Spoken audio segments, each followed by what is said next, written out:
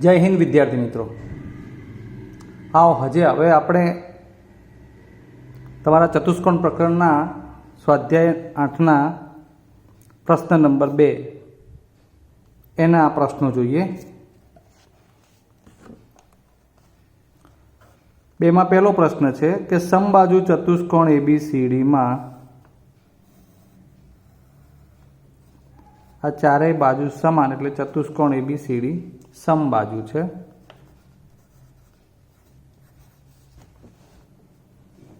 એમાં બી ખૂણાનું માપ 80 છે।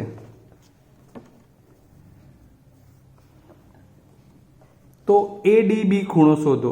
ADB આટલો ખૂણો પૂછ્યો છે। તો યાદ રાખો કે સમબાજુ ચતુષ્કોણ હોય તો પહેલા તો એ સમાંતર બાજુ ચતુષ્કોણ તો કહેવાય જ, એટલે સામસામેના ખૂણા સમાન હોય, બરાબર છે। એટલે ડી નું આખા ખૂણા ડી નું માપ 80 અંશ થાય। હું જે બોલું છું એ તમારે યાદ રાખવું પડશે, આમાં લખાયેલું નથી। અને ચતુષ્કોણ સમબાજુ હોય એટલે આનો આ વિકર્ણ જે છે એ આખા ખૂણા ડી નું બે સરખા ભાગમાં વિભાજન કરતો હોય, અને માટે ખૂણો ADB એ આખા ખૂણા ADC નો અડધો થાય, 80/2 40 અંશ થાય। સમજ્યા? આવી વાત છે। બીજી જોઈએ ખાલી જગ્યા। સમાંતર બાજુ ચતુષ્કોણ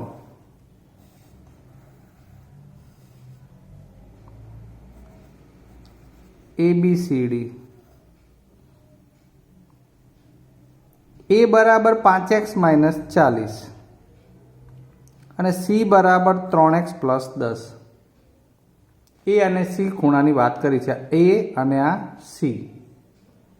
તો x શોધો। ચતુષ્કોણ કયો છે? સમાંતર બાજુ। તો સમાંતર બાજુ ચતુષ્કોણમાં સામસામેના ખૂણા કેવા હોય? ખૂણાનું પરિણામ વિચારવાનું। કેવા હોય? સમાન હોય। અને માટે આ પરિણામ જે છે એ સરખાવી શકાય કે 5x - 40 અને 3x + 10,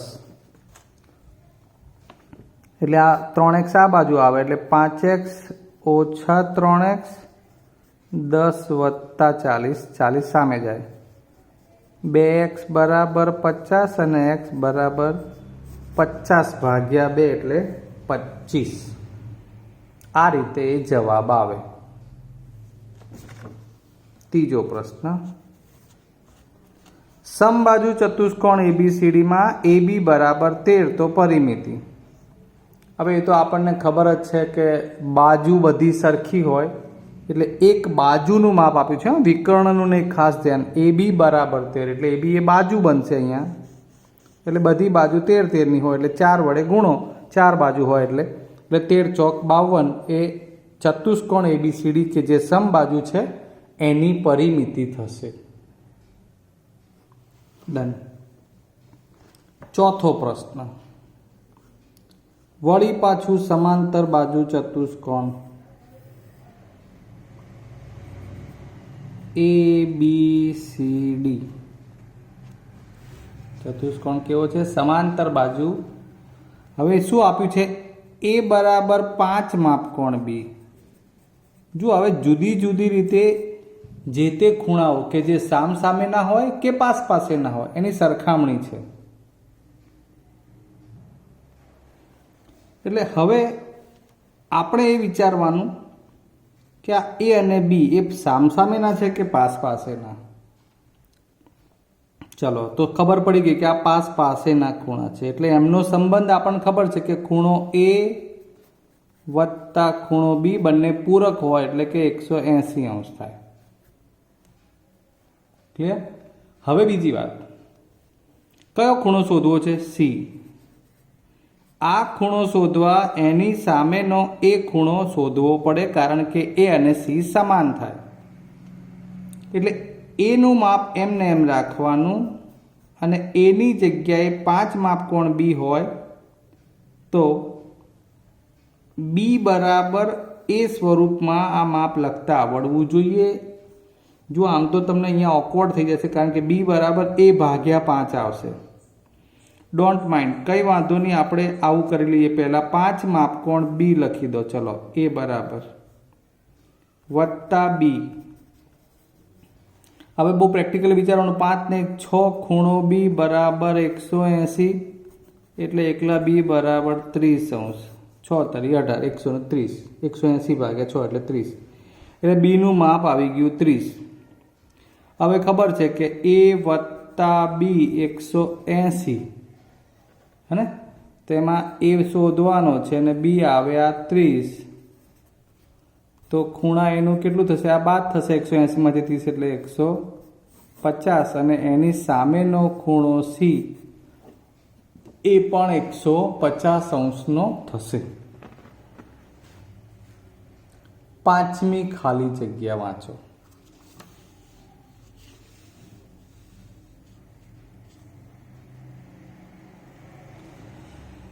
સમબાજુ ચતુષ્કોણ PQRS.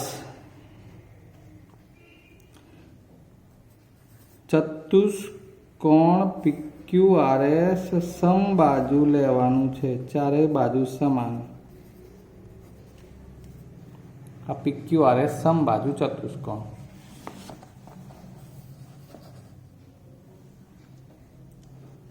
હવે એમાં PR બરાબર 40, PR, QS આ બંને વિકર્ણો એટલે QS 42. તો PQ શોધો.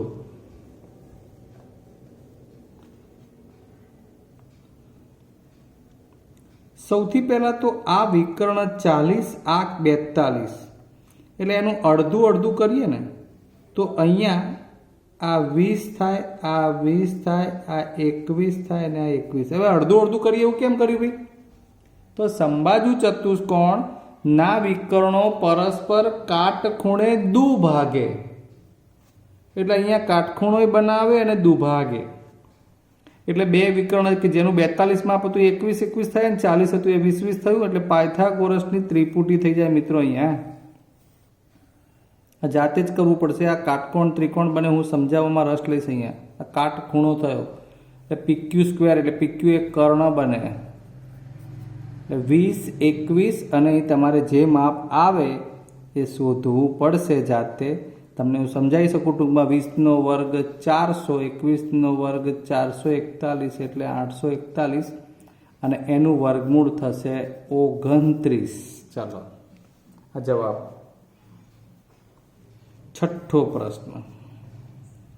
સમબાજુ ચતુષ્કોણ XYZW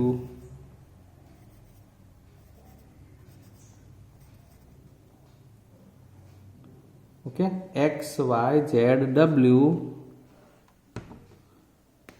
એમાં XZ અને YW. તો આ રહ્યું XZ, આ રહ્યું YW. છેદે છે P માં. તો ખૂણો XPY, આ ખૂણો પૂછ્યો છે એટલે આ XPY. તો ખબર જ છે કે સમબાજુ ચતુષ્કોણ છે, કાટખૂણે દુભાગતા હોય તો અહીં કાટખૂણો બને, એટલે કે 90° થાય. એટલે જવાબ થશે 90°.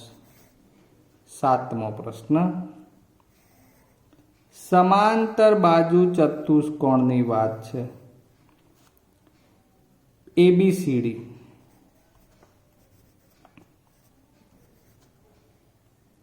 ના વિકર્ણો P બિંદુમાં છેદે છે.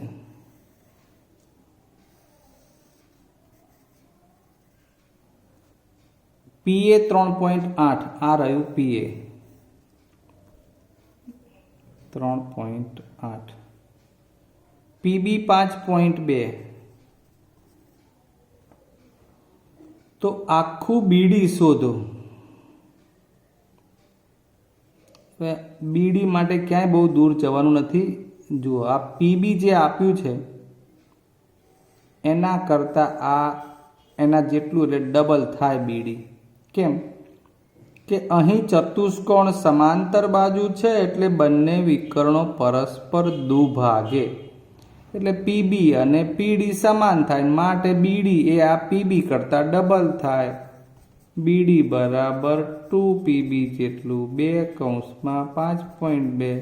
એટલે 10.4 એ આપણો જવાબ બને. કે બહુ મોટી વાત નથી. અહીંયા 3.8નો ક્યાંય જરૂરિયાત જ નથી.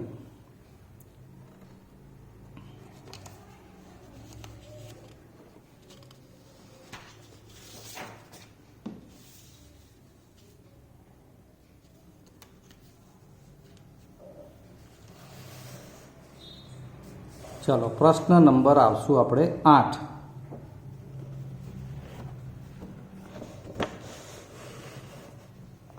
આઠ નંબરની ખાલી જગ્યા જુઓ.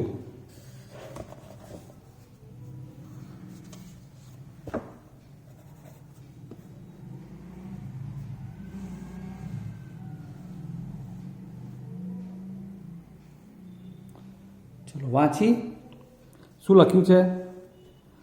સમબાજુ ચતુષ્કોણ ABCDમાં A બરાબર B -30. ચલો અહીંયા આકૃતિ બનાવીએ આપણે. આ સમબાજુ ચતુષ્કોણ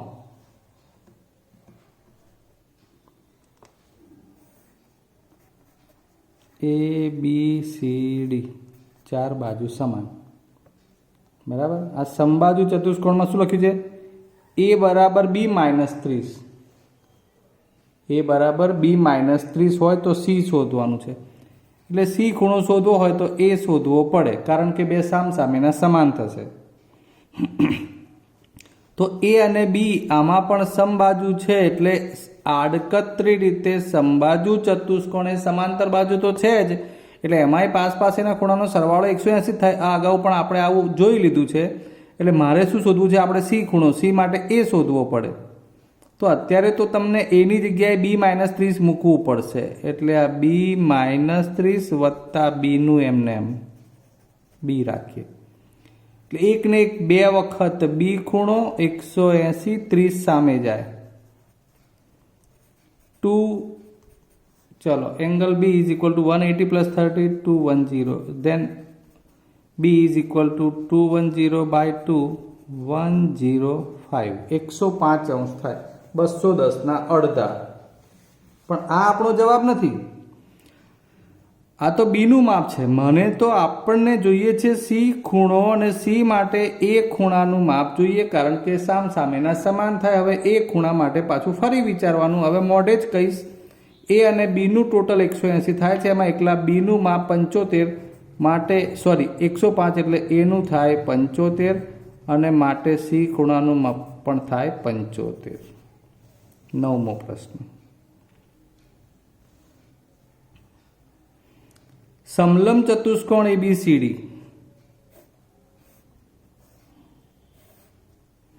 એમાં AB સમાંતર CD ખબર જ છે. આ આપવું જ પડે. મિત્રો હું તમને પ્રશ્ન કરું ને કે સમલંબ ચતુષ્કોણમાં એક જોડ સમાંતર છે એવું લખીને કેમ આપે છે, તો એ ખાસ સમજો કે એની વ્યાખ્યા છે કે એક અને માત્ર એક જ જોડ સમાંતર હોય. એટલે કઈ જોડ સમાંતર હોય એ આપવું પડે માટે.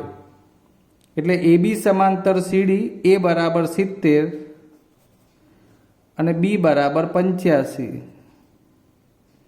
હવે ધ્યાન આપો, આ D અને આ C, B ને અને C ને સંબંધ છે, A ને અને D ને શું સંબંધ છે એ કહીએ. તો આ બે સમાંતર રેખાઓ, આ એની છેદિકા, માટે A અને D નો સરવાળો 180 થાય, કારણ કે તે અંતઃકોણ બને. એ રીતે AB સમાંતર CD અને BC તેની છેદિકા, એટલે B અને C અંતઃકોણ બને. એક લખી આપું કે A વત્તા D 180 અંશ થાય. મિત્રો તમે વત્તા કરીને 180 ને એવું તો લખતા આવડે જ છે. સવાલ ખાલી એક જ છે કે તમને કઈ જગ્યાએ કયા ચતુષ્કોણમાં કયો કન્સેપ્ટ આવે એ યાદ રાખવાનું છે. તો એનું માપ 70 આપ્યું છે.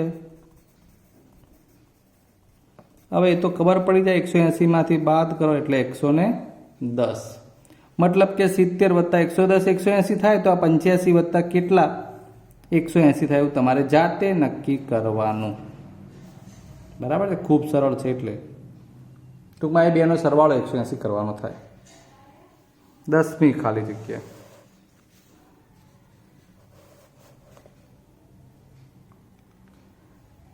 વાંચો જોઈએ સમાંતર બાજુ ચતુષ્કોણ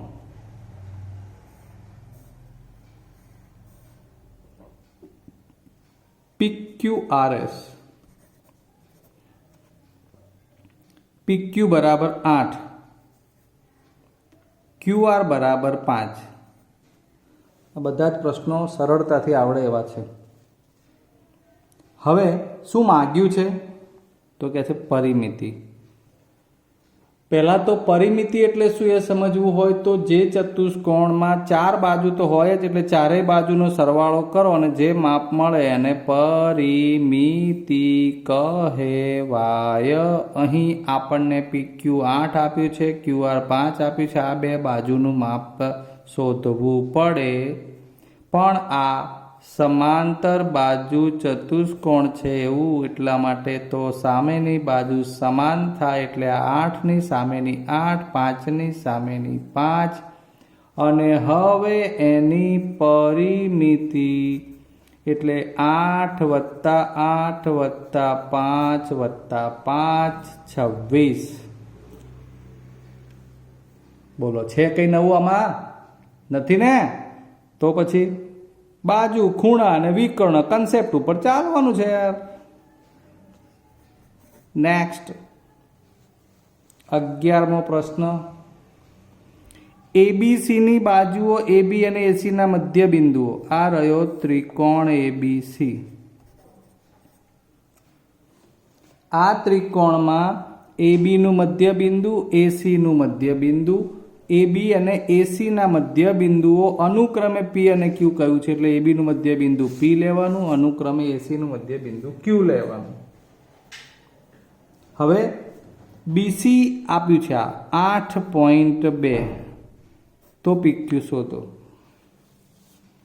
BC 8.2 તો PQ કેવી રીતે મળશે યાદ કરો પ્રમેયનું ટાઇટલ કે જો આ બે મધ્ય બિંદુઓ હોય તો એને જોડતો રેખાખંડ આ ત્રીજી બાજુ BC કરતાં અડધા માપનો હોય ને એને સમાંતર પણ હોય એટલે અડધા માપ પ્રમાણે 8.2 નું અડધું 4.1 લખવું હોય તો આવું લખાય કે PQ બરાબર 1/2 BC 1/2 ગુણ્યા 8.2 બરાબર 4.1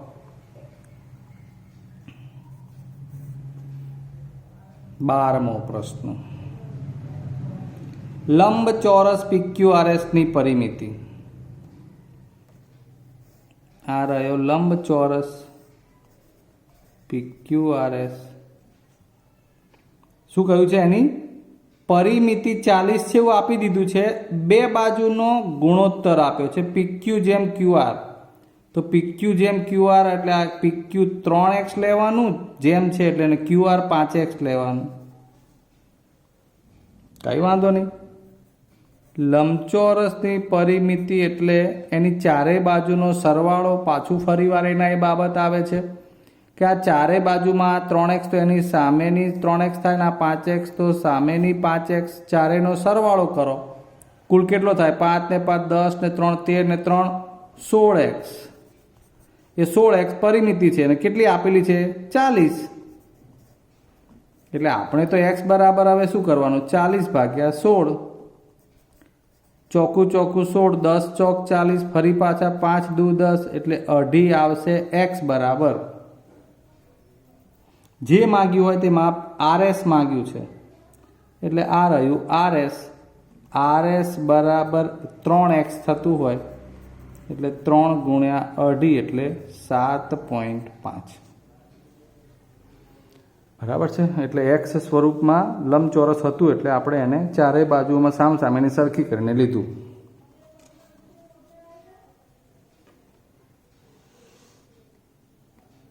તેરમો પ્રશ્ન ત્રિકોણ ABC ની બાજુઓના મધ્ય બિંદુઓ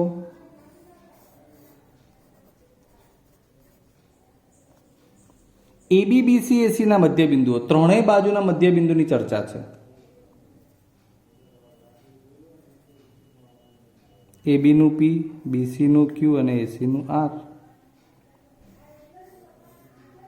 સુપર ખાલી જગ્યા. ચાલો, ખૂણા BAC બરાબર BAC, આ ખૂણા બરાબર એમાંથી આપેલા કયા ખૂણાનું માપ એના જેટલું થાય એવું તમારે શોધવાનું છે. ચલો ચલો, કઈ વિચારો તો સમજો. આ મધ્ય બિંદુને જોડતો રેખાખંડ જે આને સમાંતર, PQ મધ્ય બિંદુને જોડતો રેખાખંડ જે આને સમાંતર. મિત્રો, આ સામસામેની બાજુની બંને જોડ સમાંતર થઈ માટે APQR, APQR આ સમાંતર બાજુ ચતુષ્કોણ થાય ને માટે આ Q અને A સરખા થાય. ધેન આ Q એટલે આ ખૂણો PQR. એટલે એ ખૂણાનું માપ જે આપ્યું છે આપણને અહીંયા BAC બરાબર ખૂણો કયો થાય? PQR. બરાબર કયો ખૂણો થાય? PQR.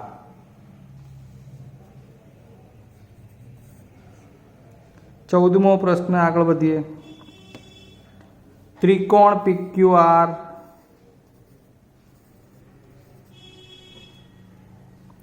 ની બાજુઓ PQQR અને RP ના મધ્યબિંદુ અનુક્રમે ABC, PQ નું મધ્યબિંદુ A, QR નું મધ્યબિંદુ B અને PR નું મધ્યબિંદુ C. આ અંદર રચાઈ ગયો ત્રિકોણ ABC. હવે ધ્યાન આપો મિત્રો, આપણે જાણીએ છીએ કે આ મધ્યબિંદુને જોડવાથી બનતો રેખાખંડ એ આ ત્રીજી બાજુ, જેમ કે આ AC માટે વાત કરવી હોય તો AC અને QR એમાં AC અડધું હોય. AB માટે વાત કરતા હોય તો એ PR કરતાં અડધું થાય અને BC માટે વાત કરતા હોય તો એ PQ કરતાં અડધું થાય. આમ એક વસ્તુ તો ફિક્સ થઈ ગઈ કે અંદર જે ત્રિકોણ રચાય એની આ ત્રણેય બાજુનો સરવાળો એ બહારના ત્રિકોણ કરતાં કેટલો થાય? કેવો થાય? તો એ અડધો થાય. તો એનો અર્થ કે આ ત્રણેય બાજુનો સરવાળો એટલે પરિમિતિ કહેવાય. તો અંદરના ત્રિકોણની પરિમિતિ એ બહારના ત્રિકોણની પરિમિતિ કરતાં અડધી થાય. તમને અહીંયા આપી છે ABCની પરિમિતિ 18.6, તો PQRની પૂછી છે. તમે લખી શકો ત્રિકોણ PQRની પરિમિતિ બરાબર 2 ટાઈમ્સ ત્રિકોણ ABCની પરિમિતિ બમણી કરવાની થાય. 18.6 ના બમણા કરો એટલે 18 દુ 36 ને 37.2. ડન. કન્સેપ્ટ તમારા મજબૂત જોઈએ. ચલો છેલ્લે હવે સમલંબ ચતુષ્કોણની વાત કરવી છે. સમલંબ ચતુષ્કોણ આ રહ્યો સમલંબ ચતુષ્કોણ ABCD. ફરી પાછું સમલંબ આવે એટલે ખાસ કઈ જોડ સમાંતર છે એ આપવું જ પડે. વારંવાર ચર્ચા કરું છું કે AB સમાંતર CD. AD અને BC ના મધ્યબિંદુઓ, આ AD નું મધ્યબિંદુ, આ BC નું મધ્યબિંદુ P અને Q છે. જો AB 18 હોય, PQ 15 હોય, સરસ. ચલો તો DC શોધો. આ તો થિયરીમાં થિયરી આવી છે. સરસ. સૂત્ર યાદ રાખી લો. PQ બરાબર 1/2 AB વત્તા CD. ધ્યાન આપજો બરોબર. ક્યાંથી આવી હમણાં આપણે તમારે બહુ ડિટેલમાં નથી જવાની જરૂર. સમલંબ ચતુષ્કોણ હોય, જે બે બાજુઓ સમાંતર આપી છે એ સિવાયની બાજુ ઉપર બે મધ્યબિંદુ બનતા હોય એટલે એને જોડતા રેખાખંડ માટે સૂત્ર છે. એટલે આ PQ નું માપ એ આ બે સમાંતર બાજુના સરવાળા કરતાં અડધું થતું હોય સમલંબ ચતુષ્કોણમાં. એટલે હવે એ સૂત્ર અનુસાર PQ તમને આપ્યું છે અહીંયા 15, તો આપણે અહીંયા PQ મૂકવાનું 15. આ 1/2. AB આપ્યું છે 18, અને સીડી માંગ્યું છે, સાદું રૂપનો જ પ્રશ્ન છે. આ 9 દુ 18 ન થાય, આ 2 અહીંયા ગુણાય એટલે 15 દુ 30 થઈ જાય. 18 વત્તા સીડી. હવે તો ક્લિયર છો. 30 માંથી 18 બાદ થઈ જાય એટલે સીડી બરાબર 12. આ જવાબ. ક્લિયર મિત્રો? તો આપણે આ પ્રશ્ન નંબર 2ના બધી જ ટાઈપના જે ગુણધર્મોવાળા દાખલા છે એને પણ આજે આપણે સરસ રીતે આકૃતિ અને ગુણધર્મો સાથે લખી અને સમજાવ્યું છે. તમારે પણ આ જ રીતે તૈયારી કરવાની, વહેલા વિડીયો કમ્પ્લીટ જોવાનો અને પછી જ લખવાનું. આપણે દર વખતે આ ચર્ચા તો કરીએ જ છીએ. જો આટલા બધા સરસ કામ પાછળ પણ તમને આનંદ આવતો હોય અને કામ કરવાની ઈચ્છા થાય એવો અમે પ્રયત્ન કરતા હોઈએ છીએ. એટલે આશા રાખીએ શિક્ષક તરીકે કે તમે દરેક વિડીયોને લાઇક કરતા રહો અને દરેકને કહેતા રહો અને ચેનલને જરૂરથી સબસ્ક્રાઈબ કરી લેવી જોઈએ અને અન્યને પણ કરાવવી જોઈએ. Okay, clear? ફરી મળીશું નવા પ્રકરણ સાથે. ત્યાં સુધી રજા લઈએ. જય હિન્દ.